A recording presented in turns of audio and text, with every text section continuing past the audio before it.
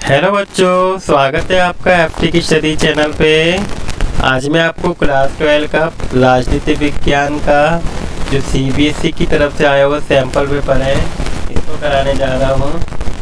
Last video में मैंने आपको खंड का, खंड खा, खंड गा और खंड घा के जो क्वेश्चन हैं वो मैंने आपको करा दिए हैं। आज मैं आपको आखिरी खंड यानी कि खंड कराने जा रहा हूँ, जिसमें आपके 6 अंक के प्रश्न हैं। तो आइए हम इस खंड को शुरू करते हैं और इसके क्वेश्चंस देखते हैं। खंड रे में सबसे जो पहला जो क्वेश्चन है बच्चों, वो आपसे पूछा गया है कि संयुक्त राष्ट्र को मजबूत बनाने के लिए कौन से कदम उठाने चाहिए। ऐसे कोई चार कारण आपको क्या करने हैं, स्पष्ट करने हैं, जिनकी वजह से भारत को संयुक्त राष्ट्र सुरक्षा परिषद में स्थायी सदस्यता मिलनी चाहिए। तो इसका पहला कारण यह है कि संयुक्त राष्ट्र सुरक्षा परिषद के स्थायी और अस्थायी सदस्य की जो संख्या है उनको बढ़ाना चाहिए। आपको पता होगा कि इसमें स्थायी सदस्य कितने होते हैं, 5 होते हैं, ठीक है, ताकि समकालीन विश्व का प्रभावी और बेहतर ढंग से प्रतिनिधित्व कर सकें।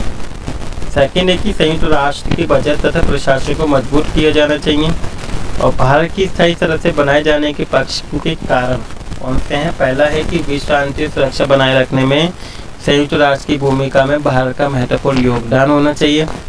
भारत दुनिया का सबसे अधिक जनसंख्या वाला देश है, जहां विश्व की कुल जनसंख्या 1/1/5 भाग क्या है, भारत के अंदर ही रहता है।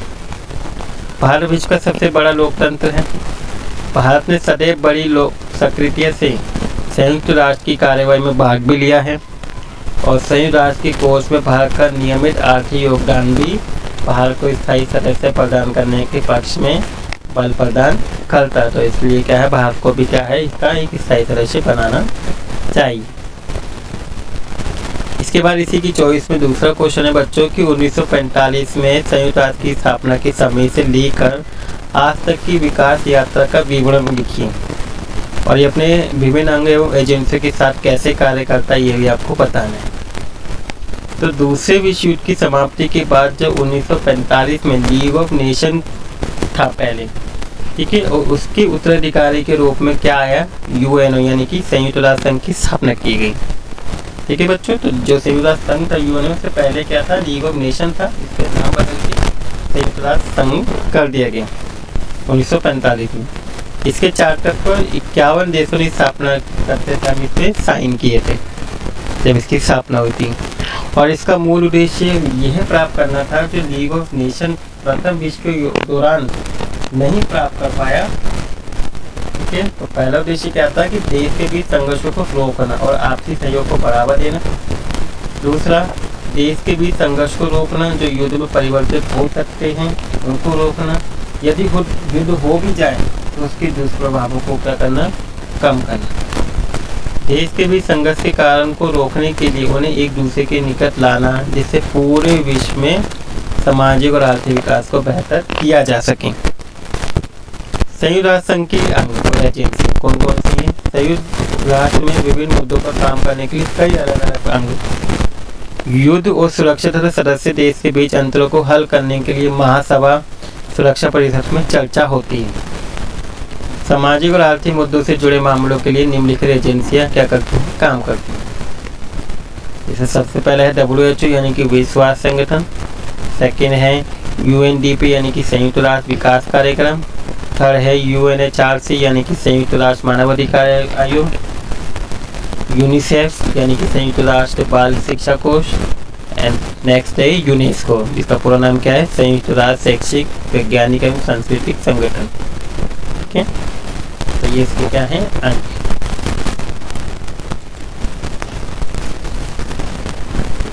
इसके बाद बच्चों आपका नेक्स्ट क्वेश्चन आता है, क्वेश्चन नंबर 28वां। प्रमुख राष्ट्रीय दलों के बीच गंभीर अंतरों के बावजूद इनके बीच बनती गई सहमति को बड़ी रुचि के साथ देखा जा रहा है। इस गठन के आलोक में किन्हीं 2 सहमतियों को क्या करना है, आपको वर्णन करना है। तो पहला है कि पिछड़ी जातियों की राजनीतिक और सामाजिक दावों की स्वीकृति, परिणाम स्वरूप सभी राजनीतिक दलों ने शिक्षा और रोजगार में ओबीसी के लिए आरक्षण का समर्थन किया है। राज्य स्तरीय दलों की भूमिका, देश के शासन में राज्य स्तरीय दलों की भूमिका को मान्यता दी गई है। केंद्र राज्य स्तरीय दलों के बीच की खाई कम हुई है। राज्य स्तर दल केंद्रीय स्तर पर सत्ता साझा कर रहे हैं और पिछले 2 दशकों से जो देश की राजनीति थी उसमें केंद्रीय भूमिका निभा रहा है। व्यवहारिक विचारों पर ध्यान, अधिकांश राजनीतिक दलों का जोर वैचारिक पदों के बजाय व्यवहारिक विचारों पर ज़्यादा है। गठबंधन की राजनीति ने राजनीतिक गठबंधनों को वैचारिक मतभेदों से सत्ता साझा करके समझौता में बदल दिया है। नेक्स्ट है नई आर्थिक नीति। अधिकांश राजनीतिक दल नई आर्थिक नीति को समर्थन कर रहा है क्योंकि उनका मानना है कि जो नीतियां हैं वो देश को क्या करती है, समृद्धि और दुनिया में आर्थिक शक्ति का दर्जा दिलाएगी। ठीक है, इससे विकास होगा। इसके बाद इसी की चॉइस में दूसरा क्वेश्चन है बच्चों की, द्विदलीय प्रणाली को लोकतांत्रिक व्यवस्था के लिए सर्वश्रेष्ठ माना जाता है, परंतु भारत में बहुदलीय प्रणाली है। ठीक है, भारत में अलग अलग पार्टियां हैं, तो इनके क्या लाभ हैं वो आपको बताने। तो इसके कारण ये लाभ ये है कि तानाशाही के लिए कोई स्थान नहीं है, यहाँ पे कोई तानाशाही नहीं है भारत के अंदर। ठीक है, भले ही किसी दल को बहुमत प्राप्त हो पर वह तानाशाही के मार्ग पर अनुकूल नहीं किया जा सकता। संसदीय व्यवस्था में तानाशाही को हतोत्साहित करने के अनेक प्रावधान दे रखे हैं।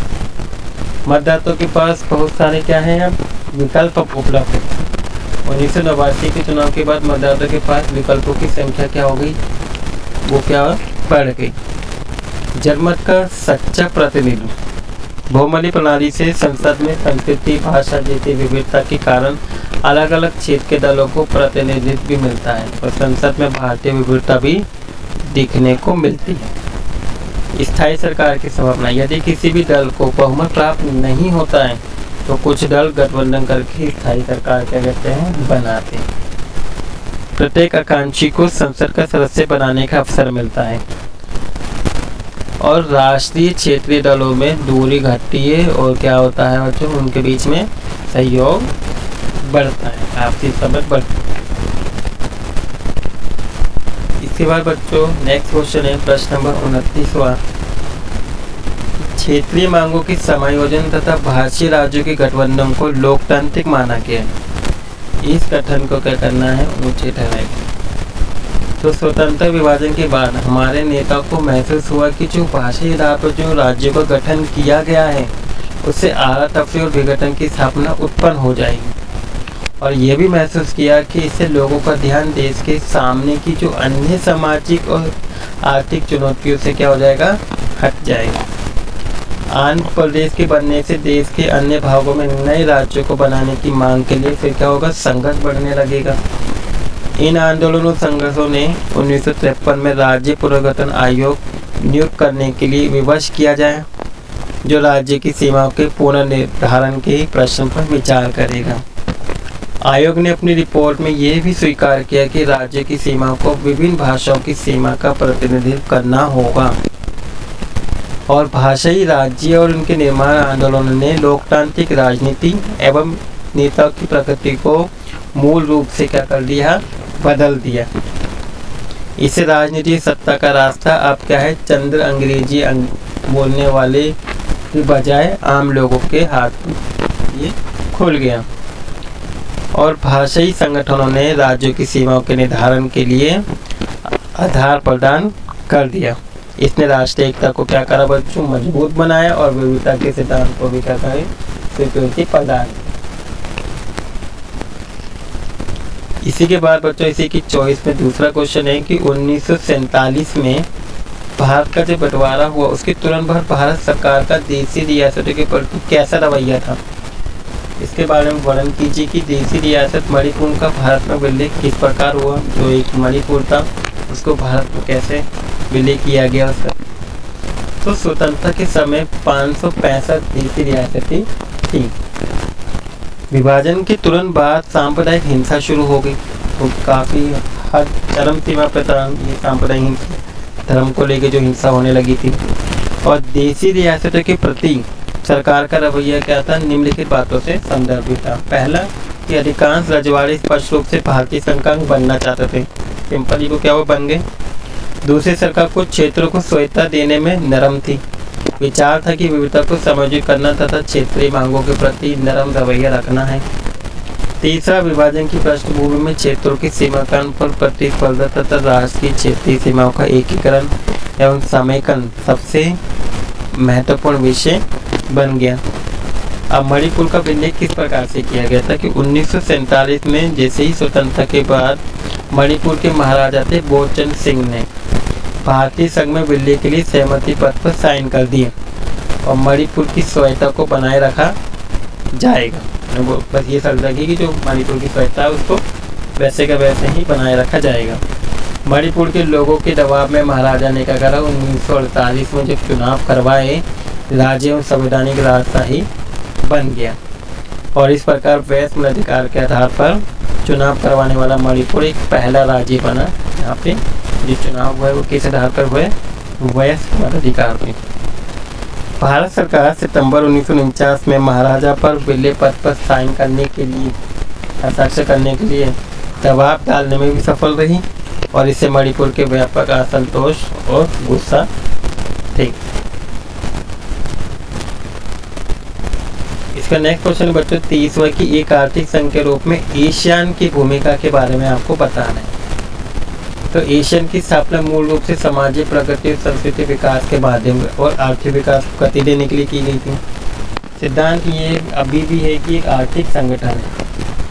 यद्यपि समग्र रूप से एशियन, अमेरिका, यूरोपीय संघ और जापान की तुलना में काफ़ी छोटी अर्थव्यवस्थाएं हैं, फिर भी इसकी अर्थव्यवस्था तेजी से क्या हो रही है, विकसित हो रही है।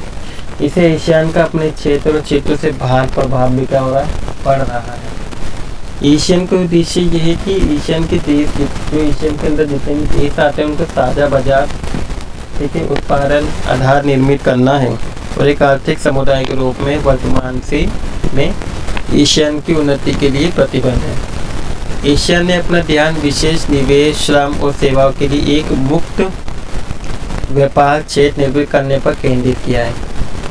अमेरिका और चीन ने भी एशियन के साथ मुक्त व्यापार निर्मित करने में के लिए बात करना की प्रमुख और एशियन की वर्तमान आर्थिक मजबूती विशेष रूप से इसकी आर्थिक प्रासंगिक ने इसको भारत और चीन जैसी जो बड़ी अर्थव्यवस्था के लिए वाणिज्य और निवेश का एक आकर्षक प्रस्ताव बना दिया है।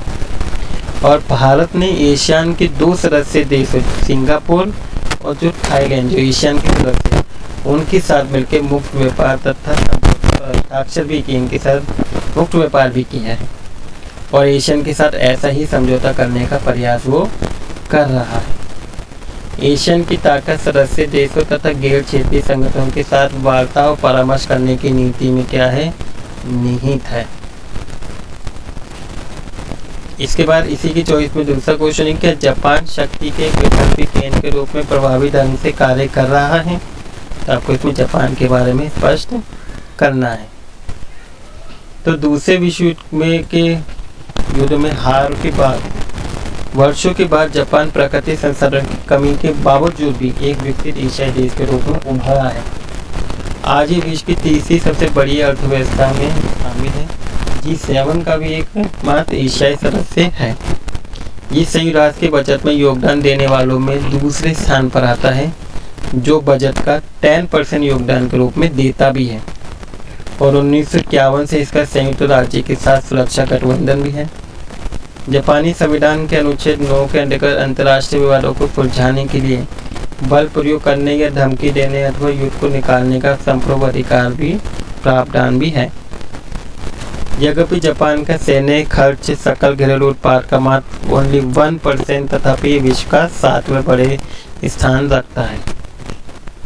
जापान के कुछ ब्रांड जैसे सोनी, पैनासोनिक, सुजुकी, टोयोटा उच्च टेक्नोलॉजी उत्पाद बनाने के लिए प्रख्यात है। जापान आर्थिक सहयोग और विकास संगठन का भी सदस्य है और ये आबादी की दृष्टि विश्व में 11वें नंबर पर आता है। यदि एशिया के अन्य शक्तिशाली देशों के साथ अपने राजनीतिक संबंध विकसित करें तो यूएस में शक्ति के एक वैकल्पिक केंद्र के रूप में भी उभर सकता है। ठीक है, तो ये थे आपके खंड ड़, जिसमें 6 नंबर के क्वेश्चन थे जिनके आंसर मैंने सभी के आपको समझा दिए हैं। और आई होप आपको सबके आंसर समझ में भी आ गए होंगे और आपको वीडियो भी अच्छी लगी होगी। अगर आपको वीडियो अच्छी लगी तो बच्चों प्लीज़ वीडियो को लाइक कर दीजिएगा और अपने दोस्तों के साथ भी शेयर कीजिएगा। इसके जो बाकी के जो खंड हैं का घा ड़ा, उनकी वीडियोस भी मैंने डाल दी हैं। अगर आपने वो नहीं देखे तो प्लीज़ आप सभी खंडों की वीडियोस को देख लीजिएगा। और अगर आप इस चैनल पर नए हैं बच्चों तो प्लीज़ चैनल को सब्सक्राइब भी कर दीजिएगा। Thank you for watching video.